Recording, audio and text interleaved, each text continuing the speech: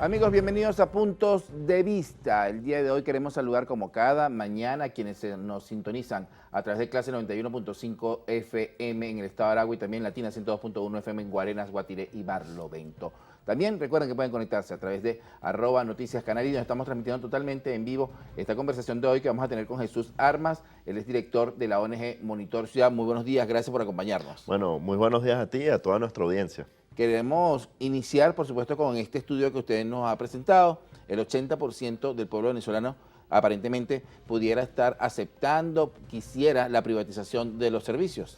Bueno, más que la privatización es la participación privada en los servicios. Algunos, dependiendo del servicio, aceptan muchísimo la privatización, pero la inmensa mayoría de los venezolanos piensa que es deseable algún tipo de participación, especialmente modelos mixtos. ¿Esto en qué servicio? Cuando hablamos de servicios, quizás los más buscados son agua, luz, el mismo teléfono que se ha vuelto tan indispensable, pero que no todo el mundo tiene un teléfono en casa. Ahora la gran mayoría usa un teléfono móvil. Bueno, fíjate, nuestro estudio estuvo fundamentalmente basado en la industria energética del país, es decir, electricidad, gas, gasolina y por supuesto en entender la opinión de los venezolanos acerca de la participación privada en la industria petrolera. Entonces voy a empezar por allí, en donde vimos que casi el 70% del 60% de los venezolanos estaría de acuerdo en que hubiese participación privada en PDVSA, en que existiese un modelo mixto en el cual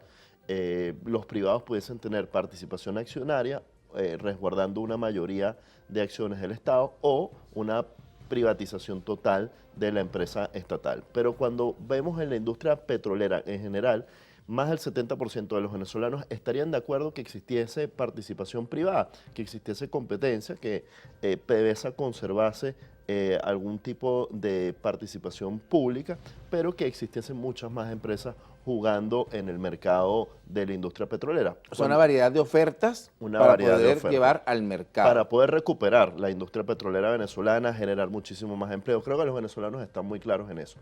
Ahora, cuando vemos el tema de la distribución de gasolina, casi el 60% de los venezolanos está de acuerdo con que haya muchísimas estaciones de servicio de distintas marcas, de distintas empresas. Es decir, que podamos tener empresas privadas, pero también la empresa pública ofreciendo gasolina porque la gente quiere muchas más opciones. Y una de las cosas que evaluamos es cómo está viendo la gente el tema de las tarifas de gasolina. Y lo cierto es que la mayoría de los venezolanos acepta y cree que el mejor modelo es que siga existiendo un modelo con una tarifa subsidiada y una tarifa internacional. Luego, cuando vamos al tema de la electricidad, es muy interesante porque de los servicios peor evaluados del país, el peor evaluado de todos es el sistema eléctrico nacional, es la distribución de electricidad. Y casualmente es el servicio en donde la gente está más propensa a la participación privada.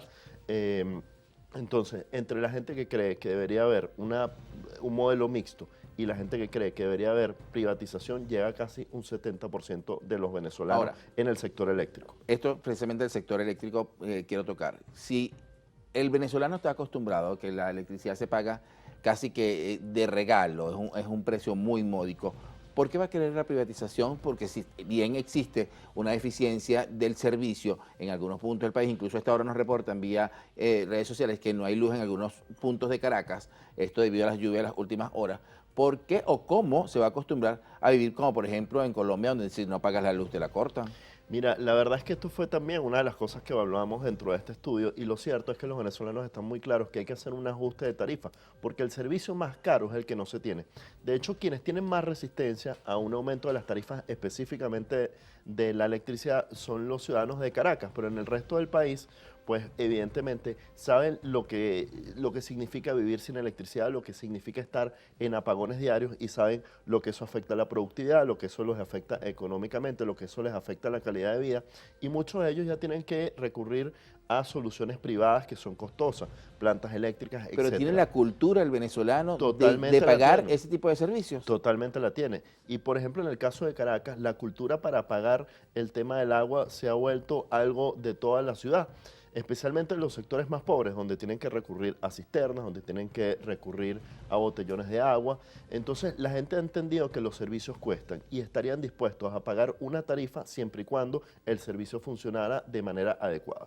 Ahora, en materia de energía, el PDVSA que nos había nombrado, Ok. tradicionalmente allí es una situación que lo ha manejado el Estado, incluso en este momento hay un tema político que se generó desde PDVSA y ha pasado con varios presidentes de PDVSA que pasaron por el cargo, y allí tener que, o poder tener una variedad de gasolina o de gasoil, de combustible en diferentes marcas, como en un momento lo hubo en Venezuela, ¿qué beneficios pudiera traer en materia económica para el país? Bueno, mire, yo creo que son muchos. Lo primero es que tenemos que revisar históricamente la producción petrolera venezolana.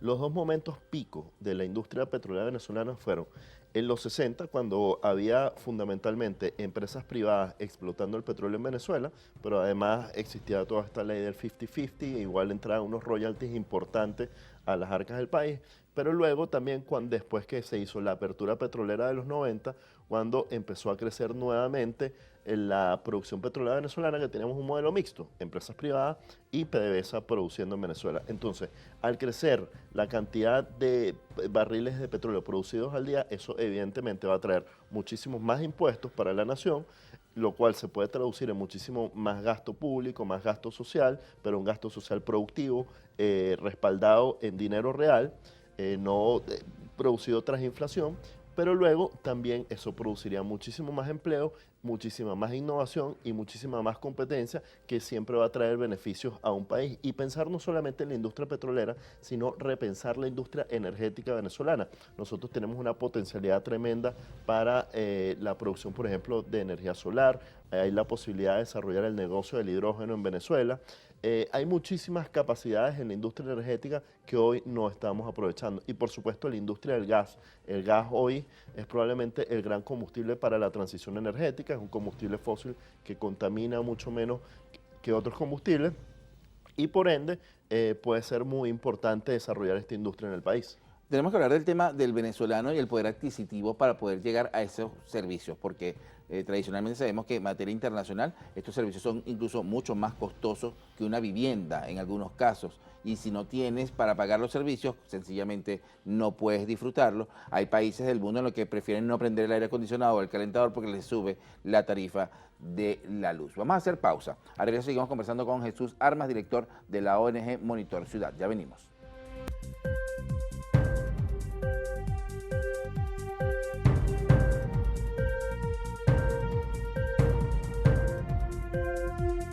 Bien, estamos de vuelta con más de Primero es Noticia en esta sección que se llama Puntos de Vista, para llevarles a ustedes precisamente el punto de vista de Jesús Armas, director de la ONG Monitor Ciudad, con respecto a lo que está ocurriendo en materia económica en el país. Y decíamos que los venezolanos quieren la privatización o al menos una participación del sector privado en los servicios públicos, pero tienen la cultura para eso, porque en otros países del mundo en los que han migrado los venezolanos en su gran mayoría, si no pagas los servicios públicos no los tiene. Hay países en Europa, por ejemplo, donde prefieren no prender el calentador de la casa o el aire acondicionado porque al encenderlo consumes mayor energía. En Colombia, muy cercano, si no pagas este tipo de servicios, no los tienes. ¿El poder adquisitivo del venezolano da para esto? Bueno, fíjate, hoy la verdad es que los venezolanos, al menos aquí en el área metropolitana de Caracas, están gastando en buena medida más del 3% de su ingreso familiar en poder conseguir agua. Y digo 3% porque es lo que determina la Organización de Naciones Unidas con el derecho humano al agua. Es decir, yo he visto familias que gastan 40, 50% de su ingreso familiar en poder tener agua, comprando botellones o cisternas. Entonces, la verdad es que se ha creado una cultura de pagar por el servicio de agua, de pagar por electricidad o si no de perder dinero por los problemas de productividad que genera la falta de estos servicios. Y además creo que el hecho de poder tener tanta migración también de alguna forma ha ayudado a entender mejor cómo funciona el tema de los servicios en el mundo. Entonces, en Venezuela claramente hoy existe la cultura, la disposición de pagar por los servicios públicos, pero evidentemente existe un techo económico que hace que los venezolanos pues tengan problemas para poder pagar elevadas tarifas. Entonces, esto tiene que venir acompañado de un plan de ajuste macroeconómico del país que permita reformar el estado de la economía, que permita además una labor del Estado para rehabilitar los servicios públicos, porque nadie va a pagar más por un servicio que no tiene. Entonces, son una serie de cosas que hay que hacer para lograr alcanzar estas tarifas, para lograr alcanzar una mayor participación privada en el área de los servicios públicos, en el área petrolera, pero es algo que se puede lograr, es algo que ha pasado en otros países de Latinoamérica. Por ejemplo, te pongo el caso de Perú. En el caso de Perú pasaron una crisis económica muy grave a finales de los 80 y en los 90. Y sin embargo lograron hacer las reformas macroeconómicas y paralelamente lograron privatizar la generación, la transmisión y la distribución del servicio eléctrico. Cobraron unas tarifas más elevadas, pero poco a poco la economía del país se fue estabilizando y hoy funciona muy bien el servicio de electricidad en ese país. Para que esto ocurra, tiene que pasar por una etapa de inversión privada. Hay inversionistas en este momento que puedan o que quieran invertir en un país como el nuestro, donde tenemos unas sanciones evidentes, donde tenemos un proceso electoral en puertas, donde hay deficiencias en los servicios públicos. ¿Hay inversionistas capaces de invertir en Venezuela en este momento a pesar de toda esta situación? Mira, ahí es muy claro lo que está pasando en el país. Vemos gente como Eni, Chevron, Shell, que están hoy intentando invertir en Venezuela, que están teniendo conversaciones para el tema de las licencias. Pero yo creo que lo más importante es que en Venezuela podamos tener un proceso de democratización para luego poder lograr unas reformas profundas que le den confianza al sector privado y que de esta forma pueda avanzar en la inversión en el país. Sin embargo, yo creo que sí hay una gran disposición de parte del sector privado porque saben que este es un país con muchísimas potencialidades. ¿Cómo se llega a eso que usted nos está planteando? Bueno, yo creo que el 28 de julio es una gran oportunidad donde los venezolanos se van a poder expresar a través del voto y a partir de ahí vamos a poder empezar a generar consenso en el país para poder avanzar hacia el respeto de los derechos humanos, hacia mayor inversión en el país, hacia un proceso donde se respeten los contratos, la propiedad privada y eso nos va a ayudar muchísimo a poder desarrollar nuestra industria energética y también los servicios públicos del país. Eso es a partir del 28 de julio, pero hoy, ¿qué puede hacer el venezolano? Hoy, ¿qué puede hacer la persona que está de a pie, que quizás quiere una mejora en sus servicios, pero espera hasta el 28 de julio, bueno, son algo más de 60 días, algo menos de 60 días, perdón, para poder tener este proceso electoral en que hay dos opciones. O continuamos con el presidente de la República, que actualmente es candidato, o llegará una segunda opción. ¿Qué hace el venezolano hoy para poder mejorar sus servicios? Bueno, yo creo que el venezolano está muy claro que hay dos opciones y saben cuál es la opción que puede representar la prosperidad, el progreso y la democracia en Venezuela y una mejor calidad de vida, especialmente por una reforma en el tema económico y en los servicios públicos. Pero por sobre todas las cosas, hoy los venezolanos están maniatados, no pueden hacer nada porque para lograr los cambios en los servicios públicos se necesita una coordinación entre el sector público y privado, se necesita una inversión importante del Estado, se necesitan unas reformas legislativas que evidentemente la opción que está en el poder no está ofreciendo. ¿Y cómo lo podrá hacer si, por ejemplo, tenemos unas sanciones que evidentemente están afectando a todo nivel al país? Mira, yo creo que eso de las sanciones es un mito, porque es muy claro. ¿No te claro, afectan las sanciones? No, yo creo que no. Yo creo que es muy claro que aquí se traen mercancías extranjeras todo el tiempo. Tú vas a un bodegón y lo ves lleno de productos importados. Cuando tú ves... O sea, que su poder adquisitivo es igual de la señora que nos está viendo en este momento. Que el gobernador del estado Carabobo puede traer autobuses de Estados Unidos. Evidentemente se pueden hacer cosas para rehabilitar los servicios públicos a pesar de las sanciones, porque las sanciones no afectan a temas humanitarios como podría ser el tema del acceso al agua potable en Venezuela. Entonces sí se puede, pero hay una falta de voluntad política. Pero afectan las inversiones, porque ¿cómo inviertes, cómo puedes traer, por ejemplo, los repuestos para reparar algo si tienes que triangular con otros países para que ese otro país, si nos vende, puede ser sancionado? En el caso de sectores como la industria del agua, por ser un tema humanitario, no están sancionados. Entonces nosotros podríamos directamente ir a los proveedores, ir directamente a los proveedores para comprar, por ejemplo, los sistemas de bombeo que tanta falta hacen en el área metropolitana de Caracas. Lo que pasa es que ha habido una falta de voluntad política y los recursos, por ejemplo, para rehabilitar el acueducto metropolitano y los acueductos del país no son tantos como en otros servicios, como el caso de la electricidad, que obviamente el país hoy no tiene la capacidad económica para hacerlo. Pero sí se pueden hacer grandes cosas y mejoras hoy, pero claramente la opción que está en el poder no ha querido hacerlo. Ahora, el tema que le preguntaba de su poder adquisitivo quizás es distinto al de la persona que nos está viendo en este momento, porque nos dice que a usted no le afectan las sanciones. En este momento, ¿hay venezolanos que sí son afectados por sanciones según su criterio? Mira, yo creo que la mayor sanción que tenemos son las decisiones que han tomado quienes están en el poder desde el punto de vista económico. Más que hay que preguntarse por qué tenemos las sanciones, y las sanciones vienen asociadas a una serie de violaciones a derechos humanos. Y por eso es que es muy importante utilizar el 28 de julio la vía pacífica electoral para poder cambiar la situación de nuestro país. Bueno, es una opinión que de verdad respetamos y que queremos seguir conversando con usted al regreso de la pausa. Jesús Arma con nosotros, director de la ONG Monitor Ciudad. Ya lo saben, esto es Puntos de Vista. Al regreso continuamos con más.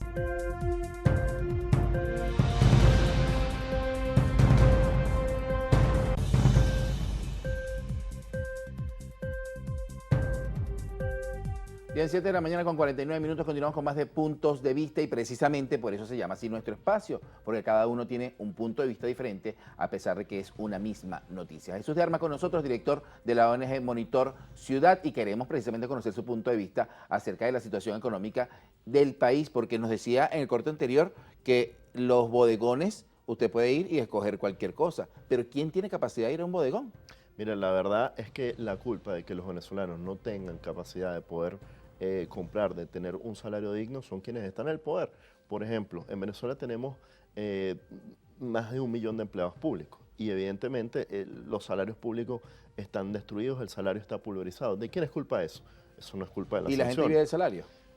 No, evidentemente no, la gente se tiene que rebuscar porque destruyeron la economía. Pero ¿quién la destruyó? Si tú pones a revisar el histórico de la economía venezolana, todo el problema de la escasez, todo el problema de la caída del Producto Interno Bruto vino mucho antes de las sanciones. Es decir, Venezuela perdió más del 70% de su Producto Interno Bruto antes de las primeras sanciones. Entonces, claramente, una cosa no está correlacionada con otra, sino que han sido las malas decisiones como los controles de precios, los controles de cambio, la destrucción de la industria petrolera, las expropiaciones, todos los ataques a la propiedad privada, lo que han hecho que se destruya la economía venezolana. Ahora, el día de hoy, y tenemos más de un mes con un dólar estable al Banco Central de Venezuela, por lo menos al monitor oficial.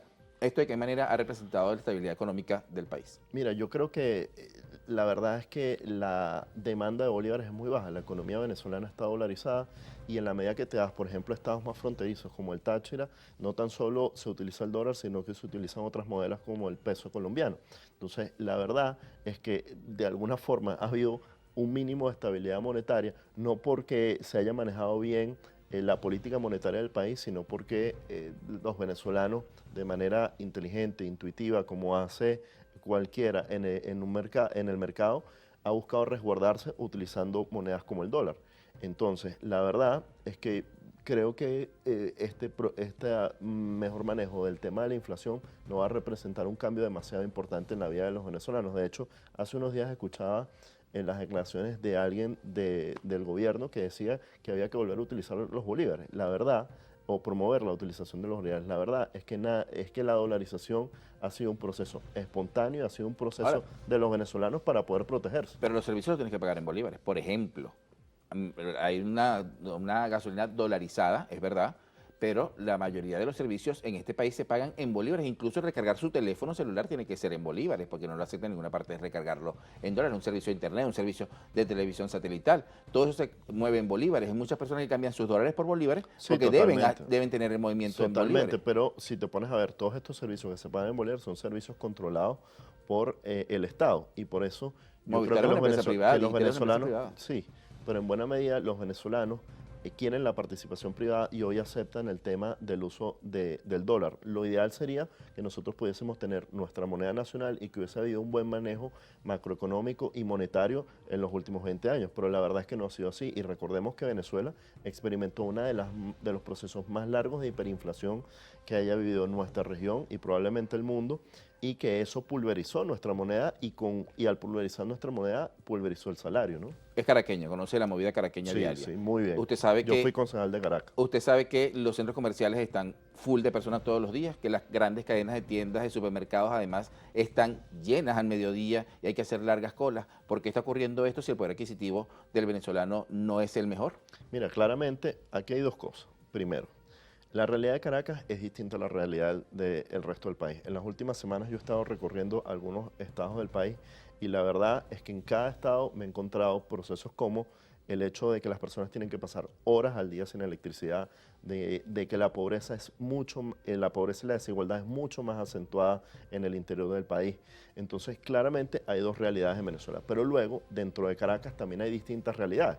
Es decir, no es lo mismo la realidad que puede vivir alguien en Cochecito, en las Torres de la Vega o, por ejemplo, en Caucahuita, a la realidad que puede vivir alguien que está en Los Samanes o que está en algún sector mucho más pudiente. E incluso en alguna de las mejores urbanizaciones de Caracas vemos como la gente tiene una buena vivienda, pero no necesariamente tiene buenos ingresos. Entonces hay que entender que la composición hoy del país es una composición muy compleja, pero donde fundamentalmente la mayoría del país es pobre. Y yo creo que esto se ve bien reflejado en encuestas como la ENCOVI, que quizás es el mejor estudio que tenemos de las condiciones de vida de los venezolanos, y en donde se demuestra que más del 60%, el 70% de los venezolanos está en pobreza o pobreza extrema. A diferencia de usted, yo no soy de Caracas. Yo estoy acá por situación laboral y me toca mucho trabajar fuera de Caracas y he estado ¿De viajando. dónde eres tú? Yo soy de Maracay, Ah, y, de y Maracay. allí tenemos muchísima situación con el Sí. servicio eléctrico. Es Muchísimo. una realidad, es una realidad. Yo siempre lo digo, cada vez que voy a Maracay debo estar varias horas sin el servicio de energía eléctrica, pero también es una realidad